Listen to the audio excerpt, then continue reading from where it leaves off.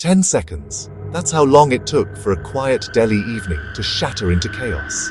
In the heart of the city, near one of its most iconic landmarks, a sequence of events was unfolding that would put the entire nation on edge.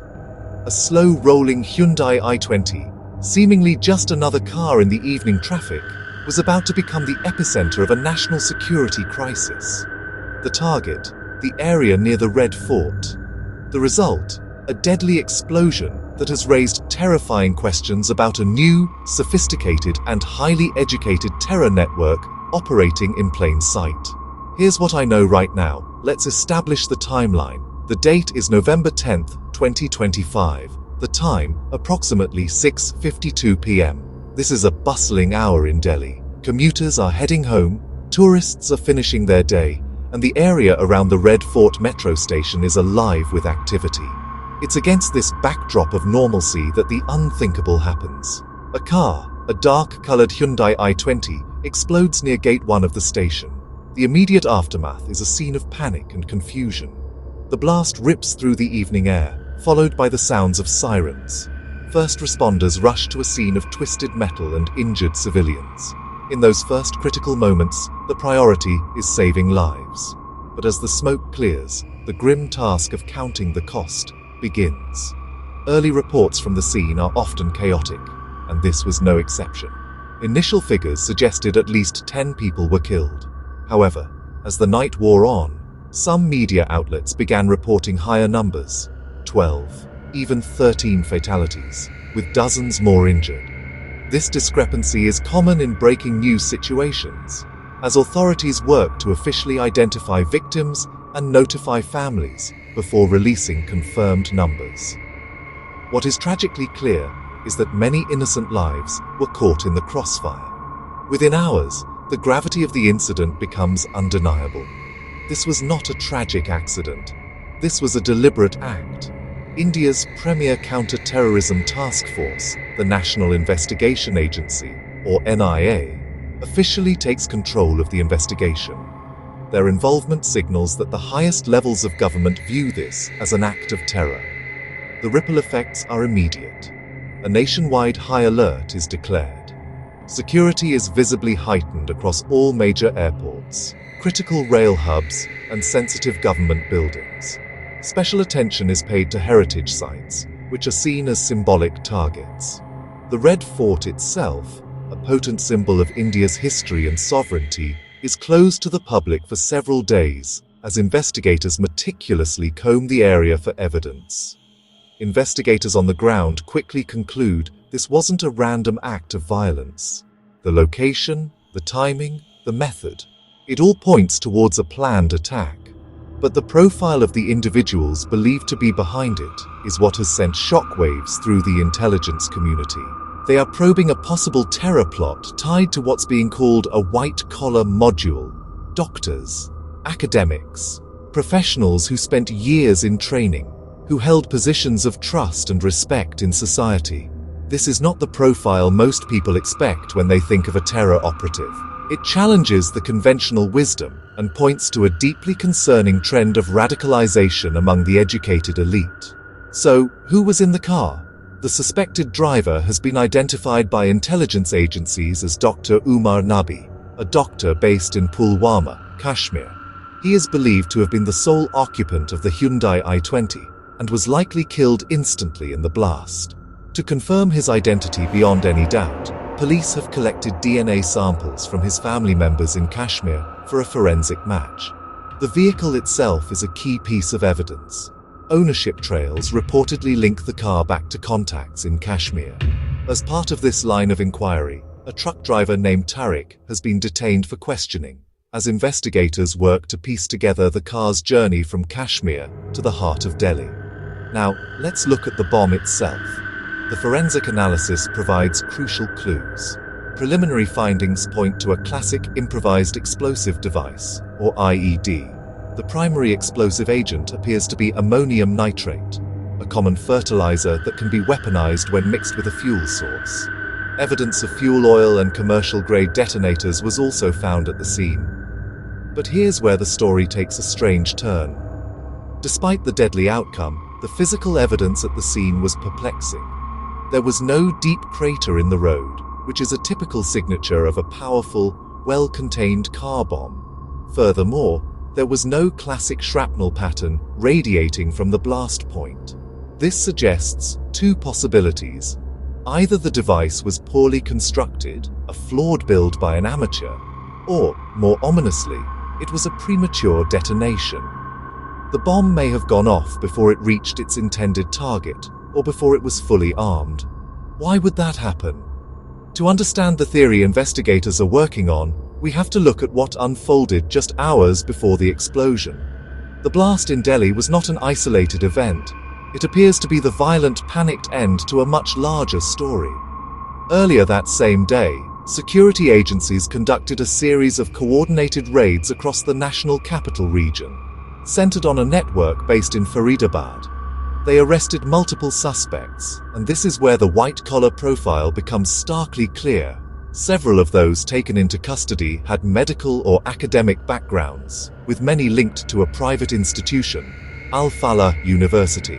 At one of the raided locations, a warehouse rented by a faculty member named Dr. Muzammil, investigators uncovered a staggering cache. They found roughly 2,900 kilograms of explosive material. To put that in perspective, that is nearly 3 metric tons. Alongside the explosives were assault rifles and a large quantity of ammunition. This wasn't just noise or propaganda. This was the logistical capacity for a sustained campaign of terror. The prevailing theory is that news of these morning raids and arrests spread rapidly through the network's encrypted channels, triggering panic. Now picture the scene back in Delhi. The driver, believed to be Dr. Nabi, has been sitting in his car for hours near the Red Fort. He is masked, his hood up, trying to remain inconspicuous. CCTV footage reportedly shows him repeatedly glancing down at his phone. Was he receiving updates? Was he getting new orders? Or was he realizing the net was closing in? At that moment, he faced a choice. He could try to escape, knowing that security forces were likely hunting for him and his vehicle. Or he could pivot from a planned, timed attack into a last-ditch fidayin or suicide-style attack, causing as much damage as possible right where he was. Whatever the decision, at 6:52 p.m., the device goes off. In response to the attack, the legal machinery of the state has moved swiftly. Authorities have invoked India's stringent anti-terror law, the Unlawful Activities Prevention Act, or UAPA. This law grants investigators extended powers, including longer detention periods for suspects without charge and stricter bail conditions. It is the go-to legislation for cases of national security and terrorism. Alongside the UAPA, charges have been filed under the Explosives Act. The country's leadership has responded with force. The Prime Minister issued a statement declaring that the conspirators, wherever they may be, will not be spared. The NIA's mandate is now twofold: dismantle the domestic network and trace its international connections. A key focus is identifying foreign handlers who may have provided direction and funding. Investigators are closely examining Hawala channels, an informal, trust-based system for transferring money that operates outside traditional banking, making it notoriously difficult to trace and a favored tool for terror financing. So who else is in the net? The arrests span multiple states, painting a picture of a geographically dispersed network.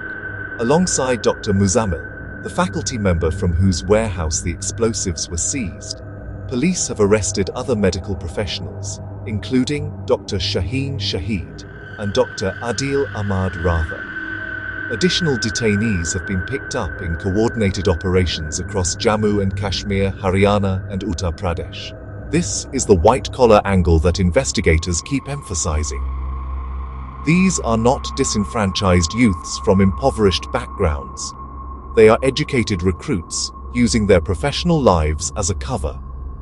The investigation is now heavily focused on digital forensics, trying to understand the path of their radicalization. They are digging through encrypted messaging apps, social media history, and dark web forums to understand how these individuals were indoctrinated and organized into a functional terror cell. Now, it's important to add a quick note for historical context. For many, This incident brings to mind a previous attack at the same landmark.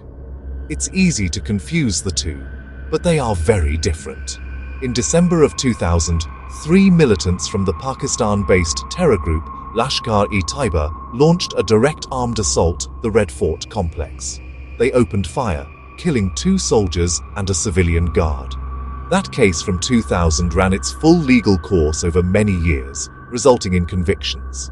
One of the main conspirators was handed a death sentence, a verdict that was upheld by the Supreme Court years later. This 2025 case is different. It involved a car bomb outside the perimeter, not an armed infiltration. And most importantly, the investigation is still unfolding, the wounds are still raw, and the full scope of the conspiracy is not yet known. So, with the investigation moving at a rapid pace, what are the key developments you should watch for? First, the official confirmation of the driver's identity. This will come from the DNA results matching the remains from the car, with the samples taken from Dr. Umar Nabi's family. Second, the final forensic report on the explosive device. This will provide definitive answers on its composition, sophistication, and what went wrong, confirming whether it was a flawed build or a premature detonation. Third, look for any concrete evidence linking this domestic module to external handlers. This would likely come from digital intercepts or the interrogation of the arrested suspects. And finally, and perhaps most chillingly, authorities will be working to determine the intended targets for that massive 2,900 kilogram stockpile of explosives. Was the Red Fort blast just one part of a much larger, more devastating series of attacks that was narrowly averted? This is a complex and fast-moving story.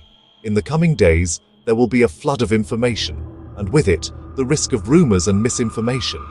Until we have official word from the NIA, it's crucial to stay cautious. Stick to verified updates from credible sources. I'll continue to track every facet of this investigation as it moves forward and bring you the facts as they emerge.